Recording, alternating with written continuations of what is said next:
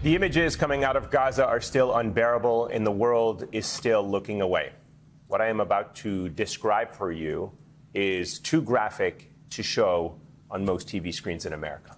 One of the hundreds of children killed this week was this little girl, where you see a blur on this roof. That is, in fact, half of her body.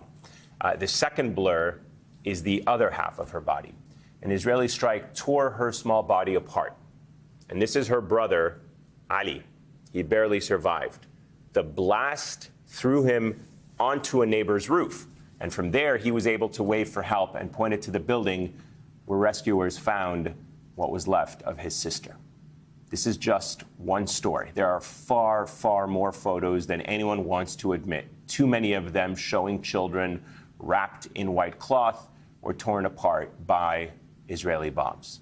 And still, in much of the Western media, these stories don't lead the news, and sometimes they are not even mentioned at all.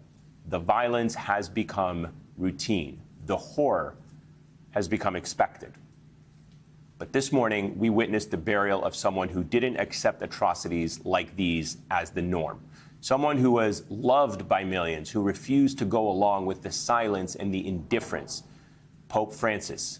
He died at age 88 years old, just one day after Easter. He was the first pope from Latin America, and he brought with him a warmth and empathy that felt refreshing for many around the world. For the last decade, the Vatican has generally had a more positive relationship with the Global South and with Palestinians. And how we saw this pope react to the aftermath of October 7th was different from the coldness that we have seen from many world leaders and politicians. His response felt human. Before the first month of the war had even passed, he had called for a ceasefire, saying simply, "War is always a defeat." And by then, entire families had been buried under the rubble. And still, the Biden administration hadn't called for a ceasefire. They could barely say the word. He met with Palestinian families who have relatives in Gaza at the Vatican whenever he could. He also called for the release of the Israeli hostages and met with their families as well, showing them more care and compassion than Israeli Prime Minister Benjamin Netanyahu ever has.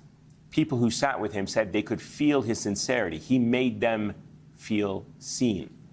He also did something very rare. He turned attention to Palestinian Christians. They're often left out of this entire conversation. But they suffer under the same Israeli occupation, the same bombs, the same walls as other Palestinians. Before the war, there were just over 1,000 Christians left in Gaza.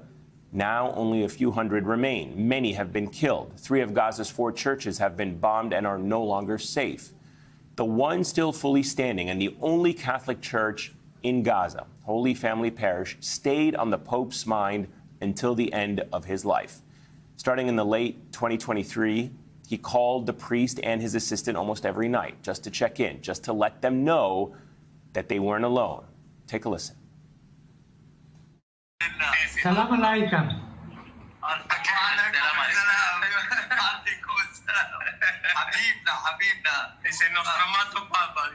Vuoi ringraziare, pregare per lei, chiedere sempre prega per loro.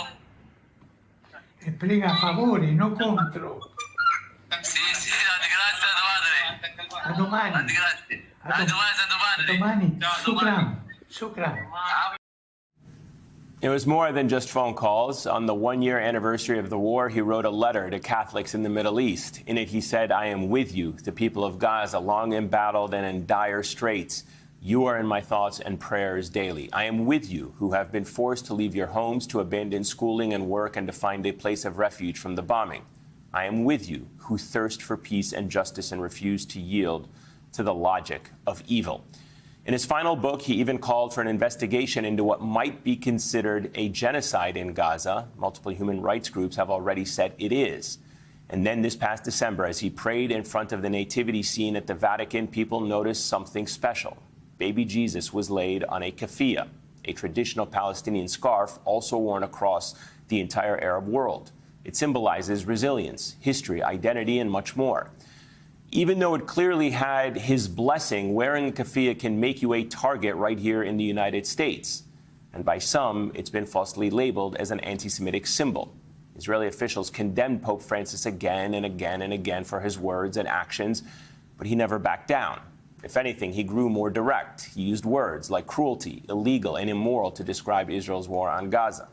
He was sick in his final days, but he didn't go quietly. He had an archbishop deliver his Easter message, which called for a permanent ceasefire, the release of all Israeli hostages, and full access to aid for Palestinians. And after his death, social media lit up with moments of his quiet, unwavering solidarity. That public mourning clearly bothered some Israeli officials, because just hours after he passed, Israel's foreign ministry posted a short message of condolences on X, but then quietly deleted it.